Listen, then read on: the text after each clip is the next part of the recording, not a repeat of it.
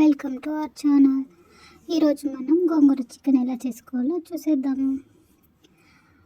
ప్యాన్లో ఆయిల్ వేసుకొని అందులో చెక్క, లవంగం, మరాఠీ మొగ్గు, కొన్ని స్పైసెస్ వేసుకొని తరిగిన ఆనియన్, చిల్లీ వేసుకోవాలి. వేగిన తర్వాత మనం ముందుగా కట్ చేసుకున్న టమాటాలు వేసుకొని కలుపుకోవాలి. అందులో కాస్త జింజర్ గార్లిక్ పేస్ట్ వేసుకొని టమాటాలు వేగించుకోవాలి.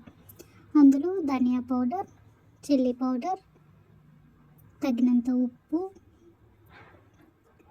చికెన్ మసాలా, కాస్త పసుపు వేసుకొని కలుపుకోవాలి. టమాటాలు బాగా వేగిన తర్వాత మనం ముందుగా కట్ చేసి కడుక్కున్న చికెన్ వేసుకొని కలుపుకోవాలి. చికెన్ కాస్త వేగిన తర్వాత అందులో మనం ముందుగా కడుక్కున్న గోంగూర వేసుకొని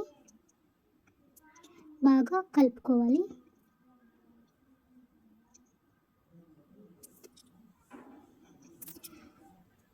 చికెన్ మరియు గోంగూరని బాగా ఉడకబెట్టుకోవాలి. బాగా ఉడికిన తర్వాత గోంగూర చికెన్ రెడీ.